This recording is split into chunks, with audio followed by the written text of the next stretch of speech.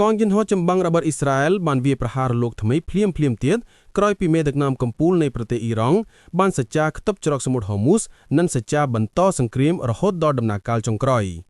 សេចក្តីរាយការណ៍មួយដែលផ្សាយចេញពីប្រទេសអ៊ីស្រាអែលបានឲ្យដឹងថា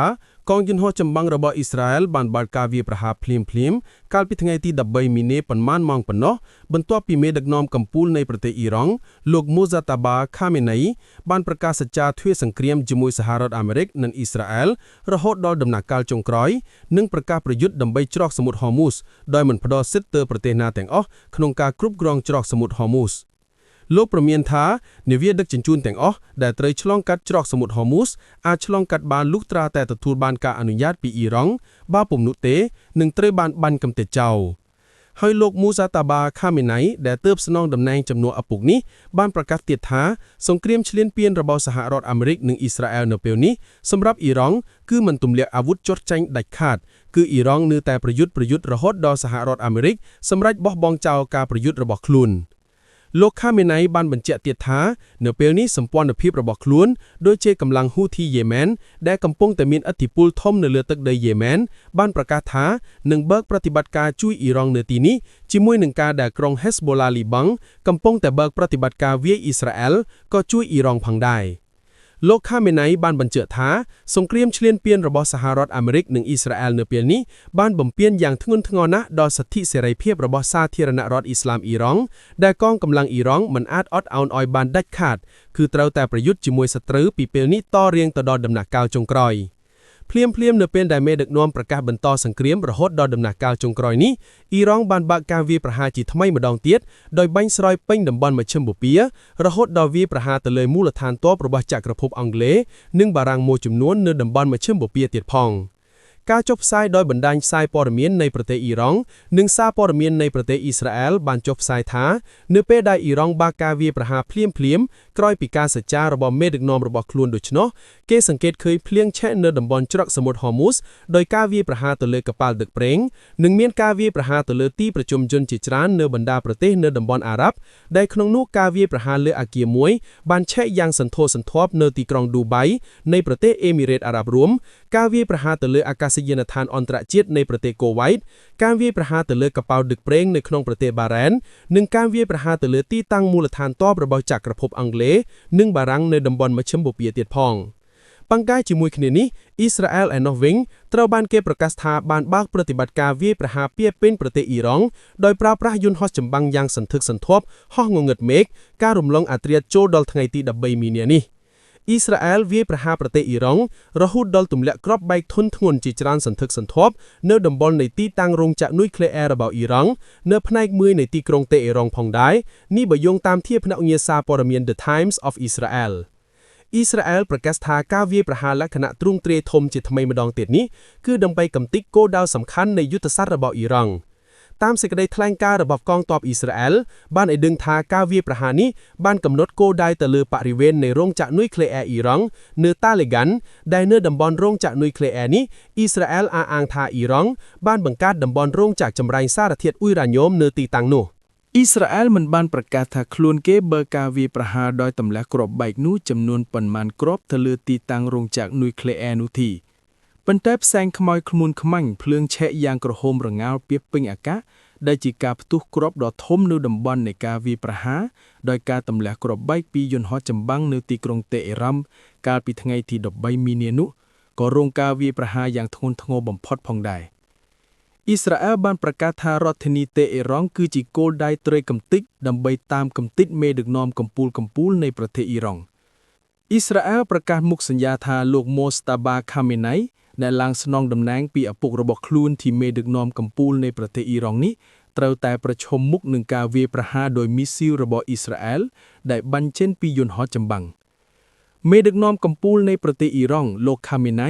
ីបានបញ្ជូនសារទៅកាន់អ្នកអានសារព័ត៌មានសម្រាប់ទូរទស្សន៍ជាតិអ៊ីរ៉ង់ដោយបញ្ជាក់ថាប្រជាជនអ៊ីរ៉ង់នៅពេលនេះបានរួបរวมគ្នាឡើងវិញហើយដើម្បីប្រឆាំងនឹងសត្រូវរបស់ខ្លួនប្រយុទ្ធរហូតដល់ដំណាក់កាលចុងក្រោយជាដំណាក់កាលមួយដែលសត្រូវអស់សមត្ថភាពវាយប្រហារទៅលើប្រទេសអ៊ីរ៉ង់ដោយអ្វីដែលប្រធានាធិបតីប្រទេសអ៊ីរ៉ង់លោកម៉ាស៊ូត ពេសេស្គីយ៉ានក៏បានដាក់លក្ខខណ្ឌចំនួន3ចំណុចទៅសហរដ្ឋអាមេរិកថាបើបិទបញ្ចប់សង្គ្រាម គឺអ៊ីរ៉ង់ធានាថានឹងមានសន្តិភាពពេញលេញសម្រាប់តំបន់មជ្ឈិមបូព៌ាប៉ុន្តែសហរដ្ឋអាមេរិកនិងអ៊ីស្រាអែលត្រូវតែសន្យានៅចំពោះមុខអន្តរជាតិថាលែងឈ្លានពានប្រទេសអ៊ីរ៉ង់ហើយអន្តរជាតិត្រូវតែធានាថាអ៊ីរ៉ង់មិនទទួលរងការឈ្លានពានពីសំណាក់សហរដ្ឋអាមេរិកនិងអ៊ីស្រាអែលជាថ្មីម្ដងទៀតនោះទេហើយបិទបញ្ចប់សង្គ្រាមសហរដ្ឋអាមេរិកត្រូវតែសងការខូចខាតទាំងស្រុងទៅប្រជាជនអ៊ីរ៉ង់យ៉ាងណាអ៊ីស្រាអែលដែលបើកការវាយប្រហារទៅលើទីតាំងនុយក្លេអ៊ែររបស់អ៊ីរ៉ង់នៅផ្នែកមួយនៃទីក្រុងតេអេរ៉ង់ដែលបង្កឲ្យអណ្ដាតភ្លើងឆេះយ៉ាងសន្ធោសន្ធៅនេះគឺជាការវាយប្រហារលើកទី2ទៅលើទីតាំងនុយក្លេអ៊ែរនេះកាលពីថ្ងៃទី3មីនាកងយន្តហោះចម្បាំងរបស់អ៊ីស្រាអែលក៏បានបើកការវាយប្រហារទៅលើទីតាំងមូលដ្ឋានយោធានៅក្បែរទីក្រុងតេអេរ៉ង់ដែលអ៊ីស្រាអែលអះអាងថាវាជាតំបន់នៃរោងចក្រសារធាតុអ៊ុយរ៉ាញ៉ូមសម្រាប់ផលិតក្បាលគ្រាប់គេមិនទាន់ដឹងថាតើសហរដ្ឋអាមេរិកយប់មិញនេះនៅថ្ងៃទី12មីនានេះបានចូលរួមចំណែកជាមួយនឹងយន្តហោះចម្បាំងរបស់អ៊ីស្រាអែលដែរឬយ៉ាងណានោះទេប៉ុន្តែអ្នកនយោបាយសហរដ្ឋអាមេរិកលោក Donald Trump កំពុងតែអះអាងថាខ្លួនគេកំពុងដើរលើវិថីនៃជ័យជំនះហើយនៅពេលនេះដូច្នេះនៅសល់តែពេលវេលាត្រូវបិទបញ្ចប់សង្គ្រាមតែប៉ុណ្ណោះព្រោះគោលដៅយុទ្ធសាស្ត្ររបស់អ៊ីរ៉ង់ត្រូវបានកំទេចដោយការទម្លាក់គ្រាប់បែកដោយសហរដ្ឋអាមេរិកដោយកងយន្តហោះទម្លាក់គ្រាប់បែក B-52, B-1 និង B-2 ជាមួយនឹងការហោះហើរយន្តហោះចម្បាំងរបស់សហរដ្ឋអាមេរិករាប់រយគ្រឿងទាំងសហរដ្ឋអាមេរិកនិងអ៊ីស្រាអែលអះអាងថាខ្លួនគេបានបើកប្រតិបត្តិការវាយប្រហារទៅលើគោលដៅទូទាំងប្រទេសអ៊ីរ៉ង់ប្រមាណជា 90,000 គោលដៅសម្រាប់សហរដ្ឋអាមេរិកមន្ត្រីផ្ទាល់អះអាងថាបានបាញ់លើគោលដៅនៅក្នុងប្រទេសអ៊ីរ៉ង់ 5,500 គោលដៅនេះជាការបញ្ជាក់របស់មេបញ្ជាការកងទ័ពសហរដ្ឋអាមេរិកចំណែកឯអ៊ីស្រាអែលវិញអះអាងថាខ្លួនគេបានបាញ់ទៅលើគោលដៅខាងក្នុងទឹកដីនៃប្រទេសអ៊ីរ៉ង់ជាង 3,400 គោលដៅក្នុងនោះវាយទៅលើទីតាំងរោងចក្រនុយក្លេអ៊ែរវាយទៅលើទីតាំងស្តុកមីស៊ីលទីតាំងផលិតមីស៊ីលទីតាំងស្តុកដ្រូននិងវាយប្រហារទៅលើប្រព័ន្ធការពារដែនអាកាសរបស់អ៊ីរ៉ង់អ៊ីស្រាអែលអះអាងថាមីស៊ីលរបស់អ៊ីរ៉ង់និងដ្រូនត្រូវបានកំទេចដោយការទម្លាក់គ្រាប់បែកនិងបើកការវាយប្រហារដោយកងយន្តហោះចម្បាំងអ៊ីស្រាអែលនិងសហរដ្ឋអាមេរិកនោះគឺប្រមាណជា 75% ត្រូវបានកំទេចប៉ុន្តែស្របគ្នានេះទីបញ្ជាការកណ្ដាលរបស់សហរដ្ឋអាមេរិកក៏បានបញ្ជាក់ថាសមត្ថភាពនៃការប្រើប្រាស់មីស៊ីលរបស់អ៊ីរ៉ង់នៅសល់ត្រឹមតែ 10% ប៉ុណ្ណោះហើយការវាយប្រហារដោយដ្រូនអ៊ីរ៉ង់ក៏នៅសល់ត្រឹម 15% ប៉ុណ្ណោះដែលបញ្ជាក់ថាលំហអាកាសរបស់អ៊ីរ៉ង់ត្រូវបានគ្រប់គ្រងទាំងស្រុងដោយកងយន្តហោះចម្បាំងរបស់សហរដ្ឋអាមេរិកនិងអ៊ីស្រាអែលអ្នកជំនាញមើលឃើញថានៅពេលដែលលំហអាកាសរបស់អ៊ីរ៉ង់ត្រូវបានគ្រប់គ្រងដោយយន្តហោះចម្បាំងរបស់សហរដ្ឋអាមេរិកនិងអ៊ីស្រាអែលមានន័យថាប្រព័ន្ធការពារដែនអាកាសរបស់អ៊ីរ៉ង់អត់មានសមត្ថភាពក្នុងការបាញ់ទម្លាក់យន្តហោះចម្បាំងរបស់សហរដ្ឋអាមេរិកនិងអ៊ីស្រាអែលនោះទេមានន័យថាលំហអាកាសនៃរដ្ឋធានីតេអេរ៉ង់ក៏ស្ថិតនៅក្នុងការគ្រប់គ្រងរបស់កងទ័ពអាកាសអ៊ីស្រាអែលនិងសហរដ្ឋអាមេរិកផងដែរសង្គ្រាមមកដល់ពេលនេះចូលដល់ថ្ងៃទី14ហើយពុំដឹងថាតើសហរដ្ឋអាមេរិកនិងអ៊ីស្រាអែលបិទបញ្ចប់ដោយជ័យជំនះឬក៏ត្រឹមតែត្រឡប់ទៅវិញគ្រាន់តែបំពេញបេសកកម្មរបស់ខ្លួនឬក៏យ៉ាងណានោះទេប៉ុន្តែប្រជាជនអ៊ីរ៉ង់ដែលត្រូវបានសម្លាប់យ៉ាងរងាលក្នុងការផ្ទុះបាតកម្មកាលពីខែមករានោះពួកគេនៅពេលនេះមិនទាន់កម្រើកថាតើត្រូវក្រោកឡើងដើម្បីផ្ដួលរំលំរបបរបស់ខ្លួនឬក៏យ៉ាងណានោះទេនៅខណៈដែលពួកគេនៅតែមានជំនឿថាការដកដូររបបអាចនឹងមាននៅក្នុងអន្តរកាលនេះគឺរបបសាធារណរដ្ឋអ៊ីស្លាមអ៊ីរ៉ង់ព្រះអង្គម្ចាស់រីហ្សាផាឡាវីនៃអតីតរាជាណាចក្រអ៊ីរ៉ង់នៅតែមានជំនឿថាការដកដូររបបសាធារណរដ្ឋអ៊ីស្លាមអ៊ីរ៉ង់ត្រូវតែមាននៅក្នុងអន្តរកាលនេះហើយជឿថាសហរដ្ឋអាមេរិកនិងអ៊ីស្រាអែលមិនទុកឱកាសឲ្យរបបសាធារណរដ្ឋអ៊ីស្លាមអ៊ីរ៉ង់បន្តស្ថិតស្ថេរនៅលើទឹកដីនៃប្រទេសអ៊ីរ៉ង់ទៀតនោះទេតើស្ថានភាពសង្គ្រាមដ៏ក្តៅគគុកនិងតានតឹងនៅតំបន់មជ្ឈិមបូព៌ាមួយនេះនឹងវិវត្តទៅជាយ៉ាងណាបន្តទៀត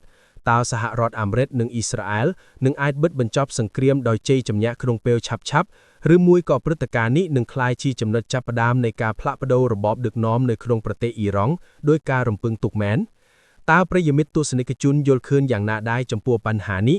សូមកុំភ្លេចជួយបញ្ចេញមតិយោបល់របស់លោកអ្នកនៅខាងក្រោមវីដេអូនេះទាំងអស់គ្នាយើងក្នុងរងចាំអានរាល់ការយល់ឃើញរបស់លោកអ្នក ប្រសិនបើលោកអ្នកពេញចិត្តនៅការផ្ដល់ជូនព័ត៌មាននេះសូមកុំភ្លេចជួយចុច Like Share និងចុច Subscribe ព្រមទាំងបើកសញ្ញាកណ្ដឹងទាំងអស់គ្នាដើម្បីកុំឲ្យរំលងព័ត៌មានអន្តរជាតិថ្មីៗព្រឹត្តិការណ៍ក្តៅគគុកនិងការវិភាគស៊ីជម្រៅពី Channel របស់យើងខ្ញុំជាបន្តទៀតជូនពរប្រិយមិត្តអ្នកស្ដាប់ទាំងអស់ទទួលបាននូវសុខភាពល្អនិងជោគជ័យគ្រប់ភារកិច្ចជួបគ្នានៅវីដេអូក្រោយសូមអរគុណនិងសូមជម្រាបលា